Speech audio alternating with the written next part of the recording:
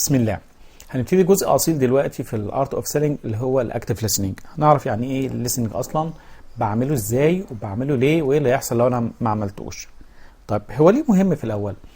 اول حاجه احصائيه بتقول ان 75% من العملاء بيقول لك احنا بنحب نشتغل مع الناس اللي بيسمعونا. فيعني تخيل 3/4 العملاء عايز اللي يسمع لهم. دي نقطه. النقطه الثانيه في كتاب رائع البيع فطره انسانيه تقريبا دانيال اتش بانك كان بيقول ايه؟ يا ترى مين اللي بيبيع اكتر؟ الاكستروفيرت ولا الانتروفيرت؟ الاجتماعي ولا الانطوائي؟ وقف كده الفيديو واسال نفسك فعليا، بس اختار حد، لازم تختار، ما تقولش هشوف وهسمع. الاجتماعي ولا الانطوائي؟ الراجل بيقول في الاحصاءات ان الاثنين اتفاجئنا ان هم قد بعض، الاجتماعي والانطوائي. طب ازاي؟ قال لك لان البيع بيعتمد على حاجتين، كلام واستماع. فالاكستروفيرت شاطر فين؟ شاطر في الكلام. والانطوائي او الانتروفيرت شاطر فين؟ في الكلام. تمام. فبالتالي الافضل لما احصائيا لقوا الاثنين قد بعض، فبالتالي مين الاعلى فيهم؟ لو اللي بيعرف يوازن ما بين الاثنين، ما بين البينج اكستروفيرت وانتروفيرت. فبالتالي انا عايز يحصل بالانس او توازن ما بين الاثنين. طيب في فاكتس لازم نبقى عارفينها وغريبه جدا على الاستماع. ايه هي؟ بص يا سيدي، بيقول لك ان قدره الناس في الكلام بحوالي 125 كلمه في الدقيقه، ده في الكلام، سرعتك في الكلام. طب الاستماع توصل ل 400 كلمه في الدقيقه. طب سرعه التفكير توصل ل 900 كلمه في الدقيقه. متخيل ان اللي قدامك ممكن يسمعك بسرعه 4 أضعاف تقريبا ده قدرتك انت على الكلام، ويفكر في كلامك 900 في كلمه بالدقيقه، يعني 8 اضعافك، من 7 ل 8 اضعافك بيفكر في اللي انت بتقوله. طب معضله ولا مش معضله؟ معضله طبعا. طب ده بيعني ايه؟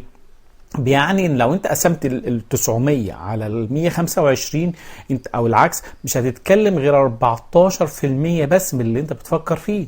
يعني لو انت داخل للدكتور ومجهز بلانك صح وكلامك صح، اقصى حاجه هتقولها 14% من اللي هتقوله. افتكر زمان قاعدة 20-80. فبالتالي انت لازم تبقى مجهز اهم حاجة هتتكلم فيها، لانك كده مش هتقول غير 14% من اللي انت عايزه.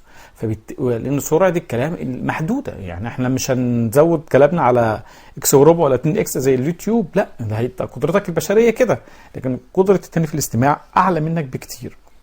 ده في الاستماع. طيب الغريبة بقى ان احنا اصلا نص وقتنا بنقضيه في الاستماع، فلازم امتن مهارتي في الاستماع. طيب الغريبة بقى لما سألوا الناس انتوا بتسمعوا كويس؟ قال لك طبعا. الناس كلها في الاحصاءات تقريبا فوق 90% قالوا لا بنسمع كويس. الادهش بقى في الدراسة ان الناس اجمعت ان لا، انا مش بسمع كويس، ده انا 6 أضعاف احسن من غيري. مع ان بالورقة والقلم لما بيسألهم لا، الاحصاءات قالت لا، انت مش بتسمع كويس اصلا. بس انت متخيل انت شايف نفسك افضل 6 أضعاف عن غيرك. طيب ايه اللي ممكن اعمله علشان احسن من جودة الاستماع بتاعي؟ في 6 امور هنتكلم فيهم بعد ما احنا سألنا الدكتور وانسايتفول كويشن. انا بسأل وهسمع، انا مش بسأل وخلاص، انا مش برمي اسئلة علشان الكتاب بيقول لازم تبقى شاطر في الاسكينج وفي البروبنج، لا، بيترتب عليها شغل. ايه هو اللي هو الاستماع؟ طيب في 6 امور ممكن تساعدك. ايه هما؟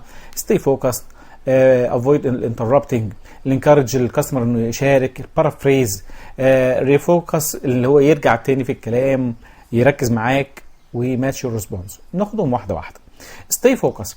بص، وانت داخل العياده 1000 حاجه شغلاك طبيعي، مديرك راسل على الموبايل، قاعد تتصفح على الموبايل بتاعك، سوشيال ميديا، بتجهز الCRM بتاعك، بتجهز زياراتك، تركيزك على انك ازاي ادي الكول علشان الCRM يأكسبت ليها، والسلايدات. كل دي معاناه، كل دي ممكن يعمل لك ديستراكشن جواك، فتبقى بريكوبايد بحاجات تانية. طب هقول له ايه؟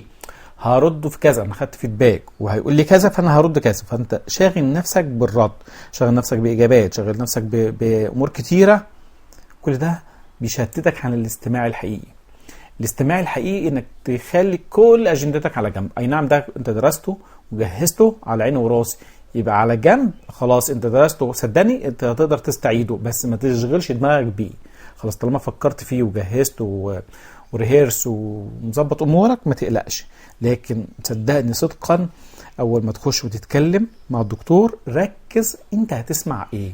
كل تسمع اللي اتقال، واللي ما اتقالش. يعني ايه اللي ما اتقالش؟ ان 93% غير منطوق، فانت لازم تبقى سامع بعينك، سامع بقلبك، باحساسك، بكل جوارحك، قادر تسمع للدكتور عشان تقدر تعرف النيدز بتاعته. هو عينه لمعت في الحته دي، هو صوته عالي في الحته دي، صوته احبط في الحته دي، او تنهيته ظهرت في الحته دي. كل ده كلام بيتقال غير منطوق، فلازم نبقى واخدين بالنا منه. طيب النقطه الثانيه الافويد انتربتنج، بمعنى اسمع وجهه نظره في الموضوع. هو زي الكوبايه كده، واحد شايفها النص مليان وواحد شايف النص فاضي، واحد يقول لك يا عم ده الاثنين النص اساسا عرقسوس مش طايق حاجه، طب والتاني يقول لك طب، وواحد تالت يقول لك طب ما انا املاها، انا ابص كده، طب ما انا استفيد بالنص. الشاهد ما تفسرش اللي الناس بتقوله.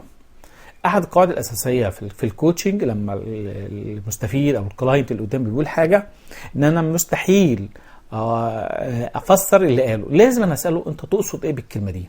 انت تقصد ايه بالضحكه دي؟ انت تقصد ايه؟ انا لاحظت انك كشرت في الحته دي، انا حاسس انت حركه ايدك زياده وفي عنفوان في الحته دي.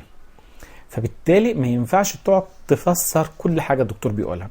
اساله، ابسط حاجه اساله، فده بيساعدك على الفهم، وبيساعدك انك تبين للي قدامك انك بتسمعه كويس جدا. طيب يساعدني ايه كمان؟ انك بسؤالك ده، ايه اللي بتعني الابتسامه دي يا دكتور؟ انا خدت بالي انك ساعتها اتضايقت في الحته دي، انك بتشجعه للكلام. الكلام ما احنا عايزين اللي قدامنا يتكلم عشان اعرف انا اسمعه. كل ما انت تملك قدره الاستماع، قدره ما تتحكم في اللي قدامك او تدير اللقاء بشكل رائع. السؤال والاستماع. انما تبقى ضايع كده وتبقى انت ردات فعل للاخر، مصدقني مش هتعرف تاخد خطوه الا بصعوبه قدام. فبالتالي انت بتسمع، فبالتالي هتعرف تسال السؤال اللي بعده صح. انت كتير بيبقى محتاجين نجهز لستة اسئله للدكاتره. ابسط حاجه واروح حاجه اتعلمتها في الكوتشنج، اسمع كويس هتلاقي السؤال صح. شغل نفسك بالاسئله وبلستة الاسئله، صدقني انت تبقى شاغل نفسك بحاجه غير اللي هو بيقولها تماما. فبالتالي ركز على الاستماع. طيب ايه اللي يساعدني علشان اسمع كويس للدكتور؟ تعبيرات الوش. ممكن تكون كده اللي هو اللي انت بتقول عليه ده محبطه، او تكون حقيقيه بالشكل ده، بس تكون حقيقي مش فيك. تقدر تشجع اللي قدامك انه يشارك معاك الحوار. ايه تاني يساعدني ان اللي قدامي اسمع له كويس جدا؟ اللي هو البارافريز. بارافريز يعني اعيد سماع الكلام. بمعنى ايه اعيد سماع الكلام؟ بمعنى ان هو قال لك ايه، العيان بص يا سيدي الدواء بتاعك ناقص، فانا اقول له ببساطه والله يا دكتور انا مقدر جدا انك مش عايز العيان يدوخ على الدواء ده، الامبول ده بيلسع قوي، انا متفاهم جدا يا دكتور انك مش عايز العيان يشتكي من الدواء بتاعك، الدواء طعمه مر، انا برضو انا متفاهم انك مش عايز العيان يقولك طعمه تعبني ما عرفتش اخد الدواء، او الام تعبت في الدواء. انا عملت هنا ايه؟ عملت هنا بارافريز، قعدت صياغه الكلام باللي انا فهمته او استوعبته وببساطه.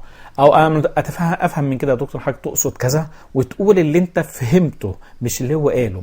لان تكرار الكلام اللي الشخص قدامك قاله لا يعني الفهم.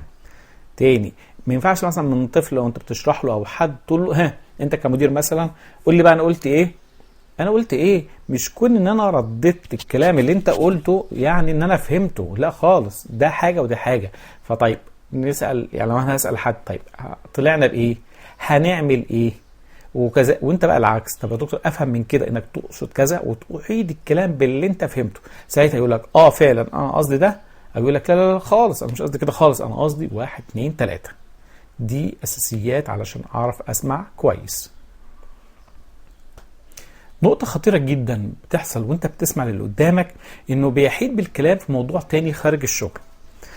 طيب نتفق على حاجة، لو هو معاك وقت، انت معاك وقت وعارف تسمع له كويس، عارف تسمع له وما عندكش اي مشكله او غضاضه في انك تسمع، اسمع يا سيدي. فرصه هتكسب فيها مع الدكتور كتير اللي انا ما تعرفش تكسبه وانت بتتكلم. القواعد كتير من ضمنها مثلا في كيف تكسب الاصدقاء وتؤثر في الاخرين، دي كارنيجي بيقول المستمع الجيد بيتقال عليه متحدث لبق. دي نقطه. تاني حاجه، الدكتور طول اليوم قاعد يسمع لبيشنت، يسمع ويسمع لزملاء داخلين وخارجين، فما بيصدق انه يلاقي حد يسمع له. خد انت الفرصه واسمع كويس، هتكسب علاقه كويسه جدا مع الدكتور. طب انت عندك وقت، اسمع اللي تقدر عليه. طيب الوقت بيجري منك او خلاص وصل ليميت معين، فبالتالي ما عدتش قادر، ببساطه خالص تقدر تلقط كلمة من عنده وتعيد بيها الحوار تاني للي انت عايزه، بس تاخد منين؟ من كلامه، لكن في سلاسة وانسيابية في الحوار. الصورة دي بتعبر عن ايه؟ عارفين انتوا في سباقات المراكب بيكون في نقطة لف ودوران كده الناس بتلف من عندها. المركب ما لو لفت سريع ممكن بتقلب، ونلاحظها كويس قوي في سباقات الموتوسيكلات في الدورانات، بتلاقي الموتوسيكل شطح كده، فهو لو انا مش جاهز واخد دوران صح والف وارجع تاني التراك بطيح بره السباق. كذلك الحوار مع الدكتور ابقى صاحي وناصح للحته دي كويس جدا. أداة أخيرة بتساعدني في الاستماع الفعال مع الدكاترة إن هو ماتشنج يور ريسبونس. بمعنى إيه؟ يعني دماغي عينيا موافقة للكلام، تعبيرات وشي موافقة للكلام، كل حاجة فيا موافقة للكلام بتاعه. معنى بقاش بيتكلم في موضوع حزن وأنا بلانك كده، وشي بلانك مش معبر عن أي حزن أو هم ظاهر عليا. بقول حاجة كويسة أو حاجة فرحته أو حاجة فيها نجاح ومفيش ابتسامة على وشي، لازم يبقى في ماتشنج للريسبونس ده بيبين اللي قدامك سامع كويس، ما يبقاش ايه بلاطه كده خالص. طيب اجمالا الاستماع مهم جدا، شغل اساسي في شغلنا. انت مش داخل تتكلم وبس، انا عايز اقول لك لو انت بس الانتروفيرت زمايلنا شاطرين جدا جدا في الاستماع، هو ممكن بكلامه قليل ومع ذلك بيبيع. هو بيبيع ليه؟ والدكاتره بتحبه ليه؟ وناجح ليه؟ لانه بيعرف يسمع كويس. فلو سمحت يكون في بالانس ما بين الكلام والاستماع، صدقني امورك هتختلف تماما.